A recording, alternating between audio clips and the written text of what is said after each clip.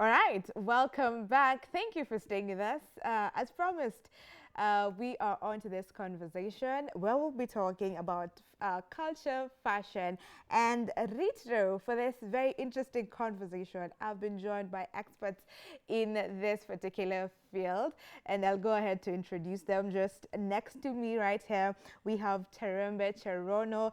I'm sure most of you know her. If you don't, well, she is a lifestyle curator.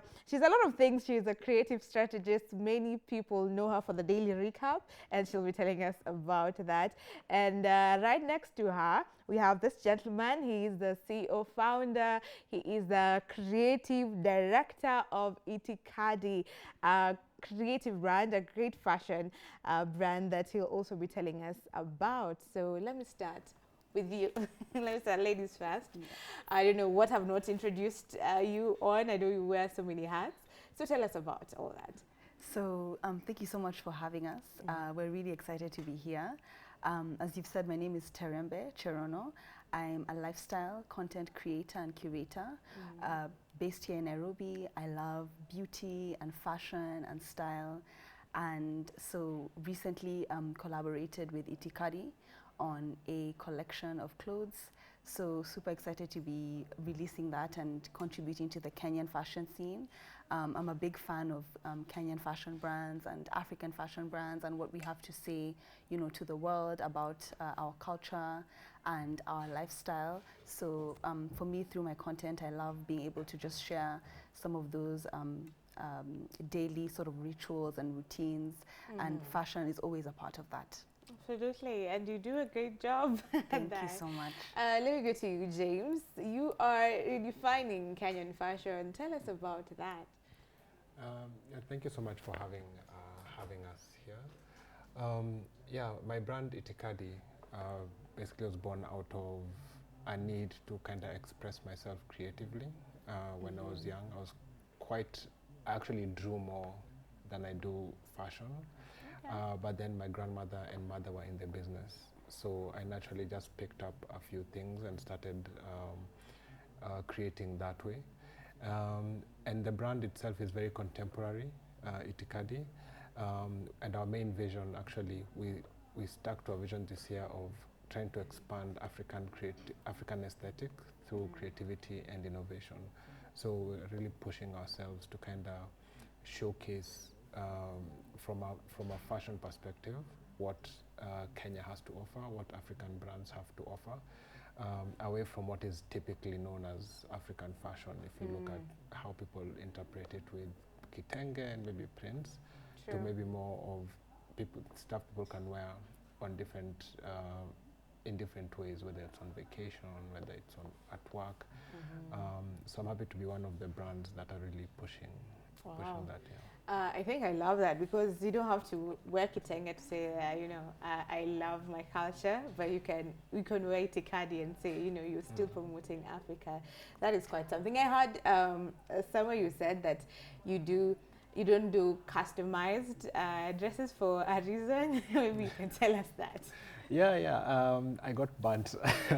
I think it just depends on your personality. To be honest, there are people who are brilliant at handling like customers, and they love doing stuff like weddings and customized pieces, and they love that interaction and that kind of creative play with the client. For me, the way I saw fashion is I want to always be in a loop of creativity, which means we create a collection, we put it out there for our customers and our followers, and I'm on to the next, on to the next. And that's how I prefer to kind of do that, because I do want a brand that is retailing. I do want a brand that has in future multiple stores, and we're continuously just trying to push our limit in terms of creativity.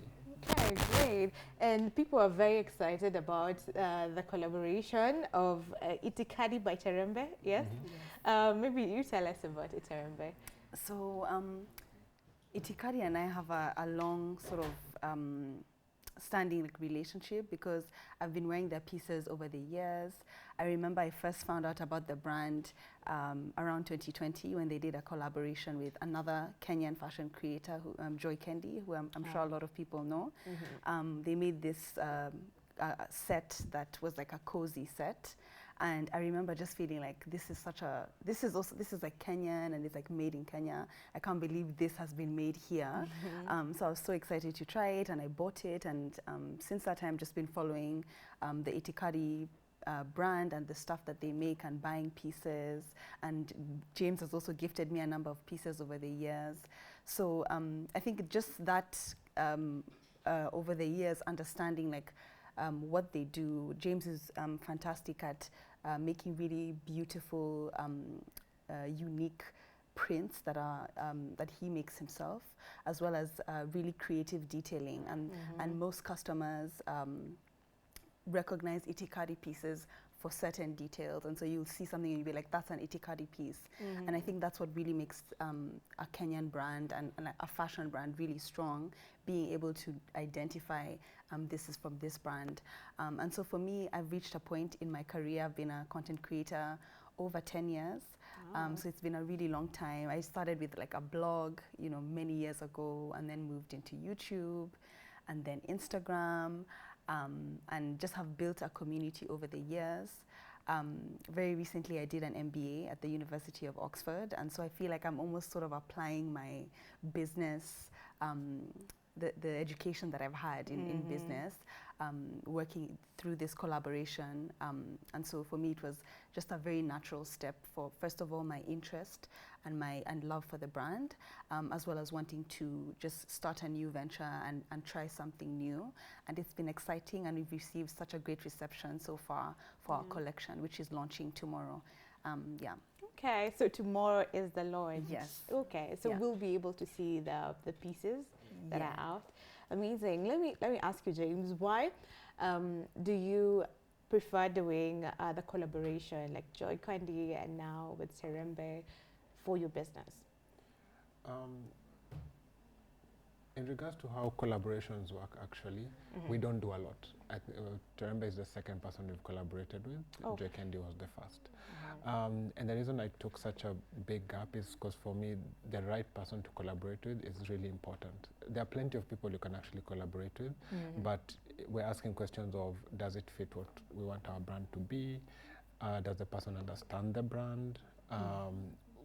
And especially for the ones with what we did with Terembe, I was taking a step back and not dictating the creativity. So it was more, Terembe, what would you wear here? What would you wear here? How can we kind of make it more Itikadi if it isn't? How do we kind of enhance it? You know, what kind of fabrics do we pick? And she was there for the whole process. I mean, fabric sourcing, choosing prints. Yeah, we were in the trenches looking for fabric. You know, looking at the prints, deciding which prints. When we are doing fittings, she was there for the whole process, and that really affirmed that she was the right choice. So collaborations are ways where you can expand creatively.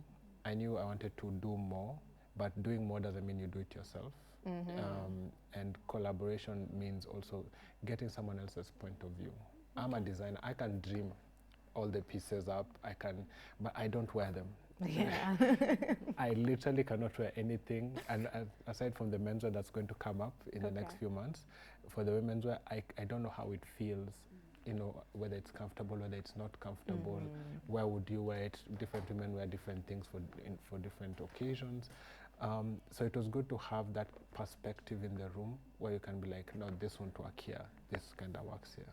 And even now, as people we had a launch on Saturday, as people interacted with the pieces, we still got different people saying, oh no, I would wear this here, I would wear this here.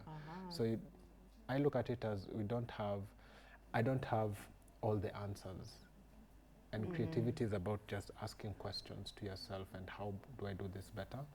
And you have to have the right person to ask and answer those questions with. Okay, and it makes sense that she has interacted with the brand for years, and she was the right feet for it. Yeah. Okay, we'll get back to this collaboration, but let me ask you, Terembe, what comes to your mind when we talk about, when we think about, you know, culture, fashion, and retro? I think culture and fashion for me is about expression. It's about the way that you portray, I guess, your inner self, like the things that you love, from colors to textures to fabrics. It's really a form of expression for me, and I love seeing the different types of expression. James spoke earlier about when we think of African fashion or Kenyan fashion, very specific things come to mind for certain people because we've been used to seeing certain fabrics, you know, Ankara, Kitenge, and in other parts of Africa, different fabrics, you know, in Ghana, the Kente. So like being able to see through fashion, the ways that contemporary designers are changing the perspective that something can be Kenyan or African, but it doesn't have to look like kitenge. It can look differently, and being able to just have a different offering on the table for customers and for consumers to be able to take on. So I think I really, when I look at the Kenyan fashion scene, I really appreciate how far we've come and how many designers are really expressing themselves and giving customers like an opportunity to try something different that's, you know, unique to what we've seen historically. And do you think that Kenyans have embraced the Kenyan fashion, Kenyan designers, the pieces that we have? I think we've come a long way, and I think we still have some way to go because there's a lot of factors that affect uptake of Kenyan fashion designers. From the idea of, you know, mitumba secondhand clothing and people's ability to buy certain pieces. I think that affects the way that clothes from Kenyan fashion designers are taken. But I think there's definitely interest growing, and especially in the contemporary scene. Okay, Yeah. wonderful. For you, James, as you've said, you're redefining, you know, fashion, the African fashion. Now, there's usually, looking back, there's usually something distinct about Kenyan fashions compared to Nigerian cultural wear, compared to, you know. So how do you still maintain that even in your brand? That distinction, I feel, really comes from knowing what it is your brand is about. Okay. I'd say Africa as a whole is a very practical customer. Like if you look at runway in the West and you do runway here, Africans want to say like, yeah, I like that, I want to buy it now, I want to wear it now. And so you find a lot of, the African audience is very practical. So when we design knowing someone might pick this straight off the runway and wear it. And so it gives us a chance to always be intentional about what we can do immediately, right? So for me, I looked at what do I want my brand to represent, what's my fashion instinct, which is mine is very simple. So it's either the item is very elegant and it has a very unique print, and I don't over detail. And even when I detail, you'll find it's very monochrome. Like the colors will match, the detail and the color, so it kind of disappears but stands out as well. So I have things that I do that are always the same, and I think that's what gives the brand distinction, where we kind of stick to the same kind of blueprint or kind of formula for some things, and our prints are always like super blown up. So you'll find it looks very abstract. A lot of the prints we've done in our collection are actually all florals, but you can't tell that immediately you look on the piece. Okay. But it's how we've done the prints and the colors we choose. Terembe actually, I'll credit her with bringing a bit more bold colors into the collection, because usually I'm very subdued, but she really challenged us this time. But it still was within what you could feel was, this feels like it's an itikadi piece. So I think it's just about knowing what is it that you want to communicate, being clear with that. Sometimes it takes time. It took me time to kind of hone into that, but there are some designers, young designers, that really know immediately what they want. And so what they would need is just now to structure their brand or their businesses in a way that promotes that. And for some people, you'll take time and stumble, and then you'll be like, okay, this is my lane. And the audience will appreciate it. Kenyans actually are keen on buying made in Kenya. They're not requesting that it be kitenge. They know they can go get that from their tailors, and there's still that other side of fashion where it's very tailor-led. But brands, they're expecting more choice, more variety, and then they'll stick to some brands for specific things. For example, Vivo is known a lot for their basics. And so if you want to compete in the basics, you're going to have tough competition there. But when it comes to now resort-like brands, we're looking for pieces for your vacations, pieces for your weekends, your occasions. I think we play more in that space, and we can actually apply ourselves more creatively in those spaces. Okay, so for Kenyans out here who still find it hard to appreciate the Kenyan wear, and not because they don't really appreciate it, but because they find that the price is exaggerated compared to other, clothes that you'll get in the mall and from I don't know which country. But what really goes into it for you to say that this dress is 8,000, this dress is 10,000? What really goes into that?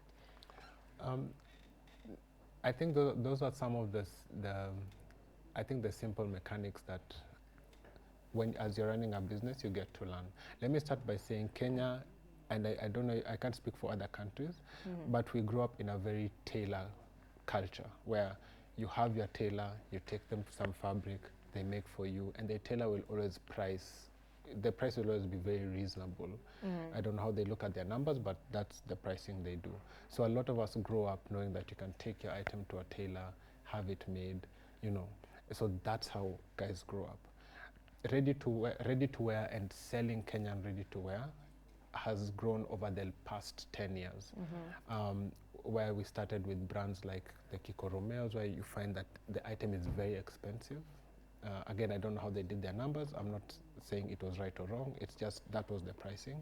And then brands like Vivo stepped in, where they offered everyday wear basics at a much reasonable price. And people are like, okay, we can actually buy Kenyan. And then now we started, other brands like Itikadi, we started coming up and selling. In regards to how we cost, it's basically how much do we spend making the item. And the second thing is what's the value on the item. Okay. For example, we differentiate, the brand differentiates on prints, and printing is a cost on its own, but we're looking at what fabrics do we use, what kind of prints are we doing, how intense was the pattern work or the work that went behind getting the item made. So we have to cost all this. I still think there's a lot of variety of brands that can serve different customer needs.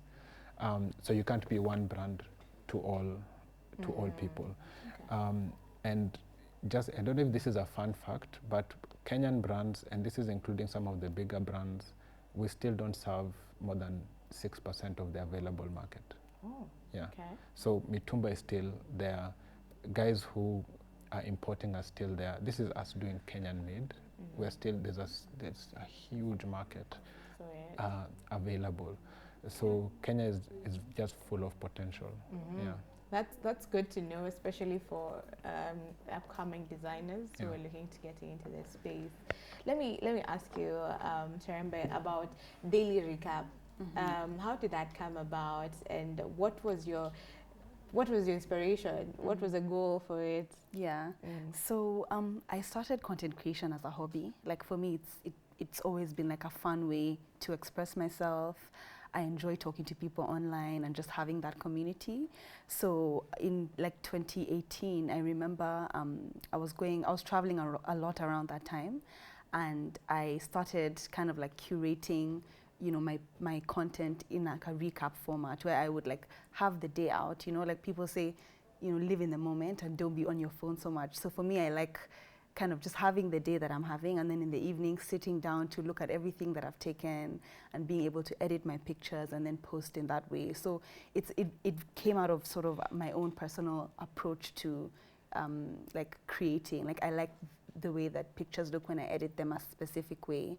And I want to bring you along my day. So I want to tell you, you know, when I woke up, this is what I did. I had this for breakfast, and then I went here, and then I did this, and then I wore this, and then you know, so that kind of like sequence, which I think is almost very like mundane, but I found that people really find it's special when they can relate, like, oh, you have rice and tea for breakfast. Me too. Me too, like, yeah. I love that. Like, or like, I love, you know, it's like a small detail, but people really feel like they can connect.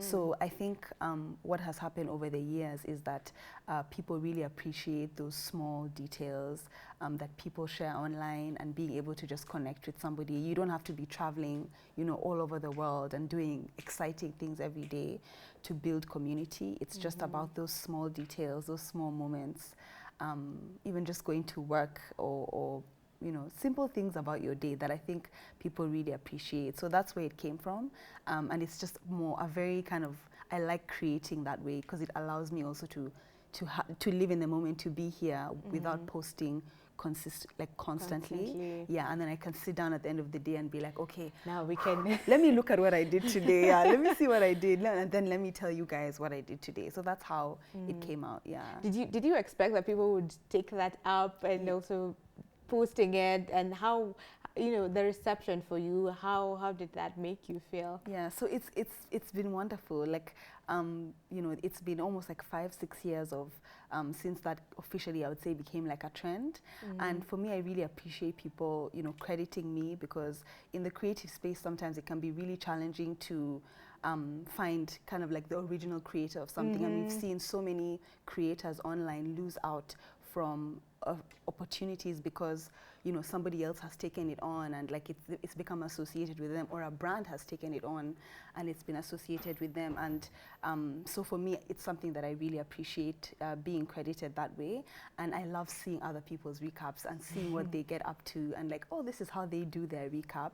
Yeah. So for me, it's just, it's exciting to watch. And it was the consistency for you. Yes. Also. Yeah, definitely. I think we've seen like the creators who kind of grow and build like that, a strong community online, are people who are consistent, because people want to hear from you, like, you know, okay, today you've not spoken to us, like, what did you do today? You know, like, I've not heard from you, like, what did you do? You know, and I feel the same way as well about so many creators. So for me, it's just like that relationship, and I love the relationship that I have with my community online. Okay, Yeah. wonderful. Yeah. I think about consistency to you, James.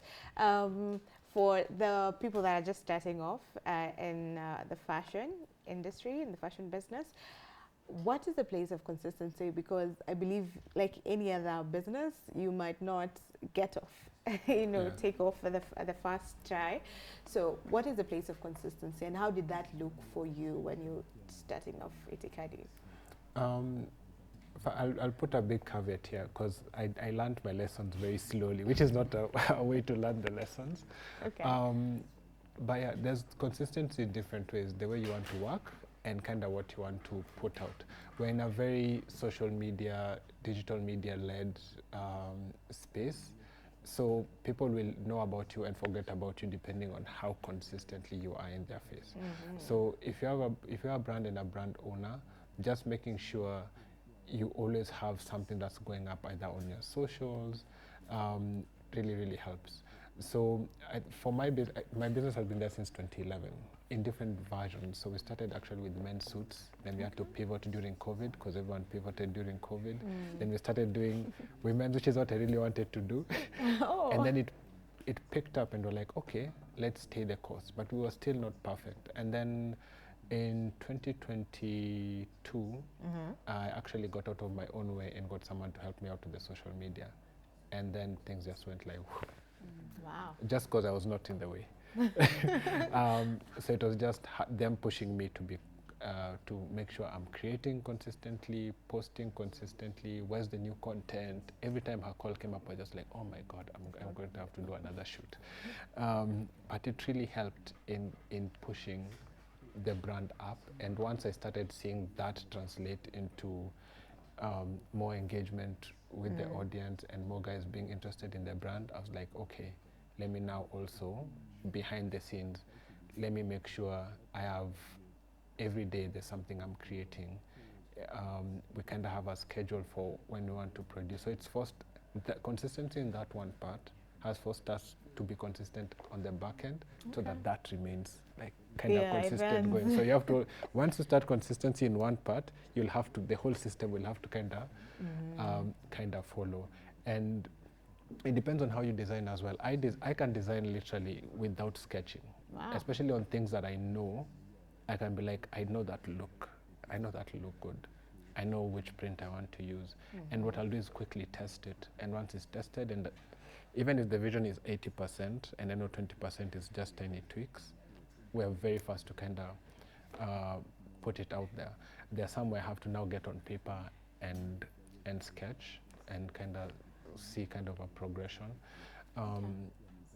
But yeah, just having to have our audience see what we are doing on a regular basis has forced me to change my behaviors in terms of designing and how we kind of structure our work as the team to make sure that we always have something fresh, and not for the sake of just having. Yeah, but you know, you can be like, I don't handle social media, but I'm on social media most of the time, and I can see how many trends there are, especially for fashion brands, where guys are doing dances, and there's this one that I really find funny where it's like, I don't know which brand does this. I don't know. I like this one where you have the models wearing the clothes, but they're doing like other things like meeting the in-laws or cooking at the in-laws, but the clothes don't match what's supposed to be done.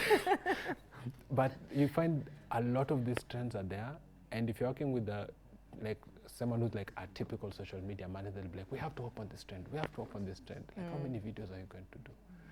But then you have to know what brand, what do you want your brand to represent? Because not all these things are for every single brand out there. And so you curate how you want your brand to be, but you consistently have to be like that. You have to be in people's faces for them, and the face of the right audience for them to be like, oh, okay, I see. Because there's some people who will actually tell you, you know, dude, we're not seeing you anymore. What's happening? Yeah. Because they're actually waiting for you to put up stuff, because they've put some money aside for you, for your brand, and you're just and I'm like, I need this amount and you're just chilling. Yeah, and I'll give an example. We moved to a pre-order. So what we do is when we release collections, we release a small batch, and then things move to pre-order, where customers can pre-order, and they get their pieces after 7 working days. Usually it's 14, but we've managed to knock it out to 7 working days. And you'd be surprised the people who are willing to say, that piece I'll wait for. Even if we need to print, because we do all our printing locally, they'll say, oh, if we tell them we're out of the print right now, the print will be available in a week, and then after the week they'll be like, I'm not going anywhere. But I'll wait. Because they know they won't find similar anywhere else. So you have created value in your brand, which is amazing, and we'll get back to that. But let me ask you, Terembe, because you have traveled. How do you see that the global audience are now perceiving the African fashion? I think there's a great reception of African fashion in this time, and I think that's partly to do with the efforts of diaspora, you know, the efforts of music. We've seen a lot of the role of music. Music and fashion are so very closely linked, and there's a relationship there that we see as like African music gets exported to the world. African fashion is like, you know, not far behind, and I think we've seen primarily in that space more of like a West African voice. So Nigeria, Ghana, sometimes Senegal, designers really taking up space and being visible. And being the ones that are sort of defined as African fashion, and it's with good reason, because you know, there's the talent coming out of that region, the variety, and as well as the fact that the West African global diaspora is also significantly, you know, higher than other parts of other African diaspora. So that definitely influences the uptake of West African fashion designers. But I think there is just, I think what that has led to is like a hunger for, okay, this is what Nigerian designers are doing. What about Kenya? What about South Africa? What about Rwanda? So it's kind of like the rest of the continent needs to be ready for when that moment, like for when this moment essentially, because you know, the West African designers have opened the door and created that visibility on the continent. So we want to really capture that. You don't want to let that go while the eyes are on the continent and wanting to see. So that's what's really exciting for me about this collaboration and seeing also other Kenyan designers. For us, it was really important that we made things that could be worn on a beach in Mexico or somewhere, you know, in Europe when, you know, the girlies are out in, you know, Europe, summer is coming up. So people want to travel and they want to look good and they want to take pictures and they want to tag a Kenyan brand or an African brand in their picture while they're, you know, on the beach. So I think being ready, I think for us, it's like it was super exciting to be able to make a collection that we feel, okay, this is a collection of like global standard. This is a collection we stand by. Like, you know, I keep looking at the pieces and I'm like, I'm so proud of what we've made. And I think that people will really enjoy the pieces. I've seen already the reception from, you know, my community, not just Kenya, but also across the world, really being excited. Like, what? Like, this is like work coming out of a Kenyan brand. Like, wow, this is so exciting. So I'm so happy that conversation is happening. Wow, interesting. And it's lovely how, you know, one brand like Itikadi can represent Kenya to the world and more inspiration for more designers to come up and do something. All right, let me back to value. James, you've spoken of how people will wait for that order for 1 week, some time ago, 2 weeks. What for brands that are coming up? What is that one thing that you would ask them not to compromise on when they're growing? Definitely quality. We are judged a lot by our quality, and this is because there's an expectation of higher quality from imports or things that come from either China or the Western, you know, Western brands. So you'll find, I used to get this quote and I used to think it's a good thing, but I actually found it's not a good when someone says like, this was made here. I think it's a good thing because you've really you've heightened what your quality is.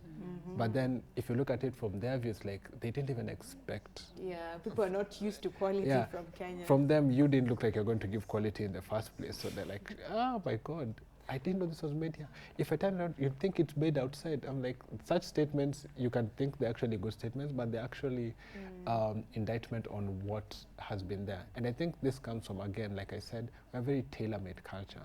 So for guys who have like tailors and tailors are all over the place, there's no one to set what is quality for Standard. them. They're all individually setting their own. So as brands are coming up now, brand owners are setting the standard, and we are saying, okay, if I take one of our pieces from our collection and I take something from Zara and I open Zara up, mine needs to be within the same or better. That can't be, it can't be like the Zara one, oh, this is well finished, and then mine, because the average price for an Itikadi piece is 6K, 7K, and we have no apologies because we know what kind of... You know what goes into it, the value. And we know what value we're giving. But for someone to give you that, they don't owe you that. So you have to show them in the value, either the style, the print, and the finishing. It has to be something that they can last, it can last for them. Not that they're picking it and then 2 days later. Yeah, and I'm not saying we've been perfect. There's a lot of things we've had to fix for customers, and when we don't do when we have an issue with one of our pieces, we'll call it right back and be like, let's fix that for you, let's find a solution for you, because we know what they've invested in that piece. You know, they could have gone to any other brand, but they chose to buy Itikadi, and therefore we owe them that respect of, okay, we gave you value, it fell short, let's make sure this is right, and we've seen a good reception from that.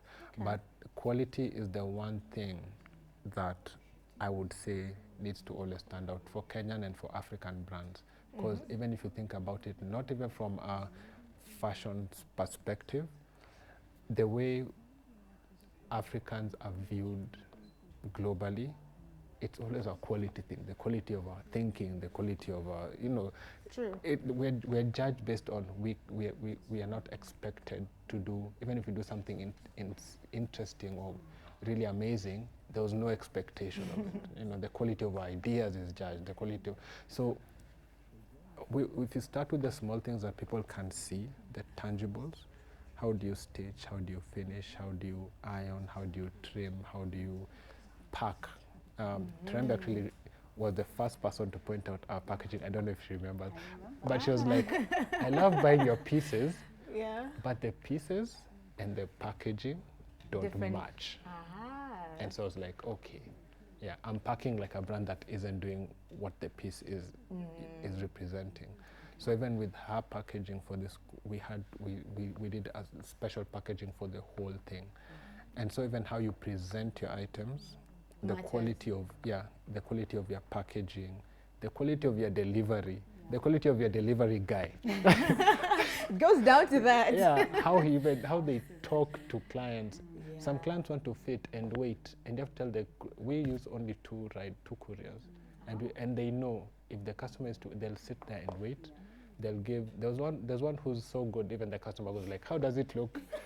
Wow. And I'm like, okay, if you guys trust him to give you his opinion, it's only like good, but it's because we've made sure that even that is taken into consideration. So the whole system needs to be about the quality you can give to your customer. Yeah. So how you want your customer to perceive you. So you brand yourself right from the very beginning, stitching all the way to the delivery guy. The packaging should match up to what you represent. Yeah. And I know we have photos of the social media page and the brand. So maybe our producer can let them roll in the screen even as we go on. To you and back to the collaboration, the new collection that you have. What he said that you're very involved in the whole process. So what would you say? They're there on, we have the social media page. I don't know if we have individual photos. Not that. Not that. Okay. That we have a challenge later on. So, okay, that just the social media page is fine. So that is Itikadi for you. Let me go back to you, Terembe. Your involvement in this, what is it that you put, you'd say you put in this new collection? Yes. So for me, so first of all, the conversation about a collaboration has been a few years in the making. James had mentioned it to me a while ago, and we discussed it. We were kind of like, okay, at some point we'll make it work. At some point it'll be a good idea, but then it was about finding the right time. Because for me, anything worth doing is worth doing well, and I really wanted to be involved in a very intimate way in the entire process, because I wanted to learn firstly. Like I love to learn, and I love the opportunity to try something new, and I also love to do things well. Like if I'm doing it, I want it to be the best. Yeah, I want it to be the best that it can be. So I knew that from going to shop for fabric to discussing like the prints that we're going to use, to trying on the clothes, making sure that it fits different sizes. That to me was really important, and Itikadi already has such an intricate kind of like craft process, and so it's like the work, they had already laid out that process for me, and for me it was just about tapping into that, and making sure that our customers get the best. Kenyans deserve the best, and that was always my approach coming into this collection, making sure that from even the colors, like the visuals, how things look, how things feel, I want people to look at the clothes and be like, wow, this is for me. Like this is something that was made for me to look good and to feel good, and that really translates to customers. Like, people say like look good, feel good. Like it's actually like a real thing. Like when you wear certain clothes, you're more confident. Yes, there's just something about exactly the clothes. exactly, you're more confident, you feel good, it lifts your mood. And so we wanted to make sure that we invested that time and took a lot of attention to those details, so that when people wear the clothes, they see, oh, look at this, you know, the way that our collection, people will notice that none of the pieces look exactly the same because they're slightly different. You know, this dress will has a print like this on mine, and somebody else's will be slightly different just because of the way that the printmaking process is, and it's part of the beauty of, you know, the collection and how it will be, how it's taken. So for me, being involved was just not an option, and so that's why making sure that it was at the right time. As I mentioned, I finished school last year, and so this was the right opportunity for me to just really invest my time and make sure that this process is, as you know, the best that it can be. And we share the same vision. James and I, the Itikadi team, we are very aligned. So it's also about, okay, are we seeing the same, you know, future, and making sure that you have that alignment in the collaboration. Okay, wonderful. I love that. I'm seeing there's my producer, there's a shoe that is being projected, and maybe just to make sure it's out of the way, I was to do a challenge, you know, asking you what you'd bring back. James, maybe. So that is, you know, those are some of the old-fashioned things that were there in the 80s. So would that be something that you would bring back in another? I know you don't do shoes, but yeah, fashionally speaking, even for you, Terembe, would that be something that can be brought back in another fashion? I think for me, I think I never say never, you know, because have you noticed like there's something you could look at, like at that shoe, you can look at it and think, oh, this doesn't look nice, but somebody will wear the shoe and they style it so well that you're like, wow, like I want that shoe. So I think for me, it's like I never really say like yes or no entirely on things, because you just never know. It depends on the context. That could be great for, like, I don't know, a 90s party or something. I don't know. Yeah, maybe could be. Yeah.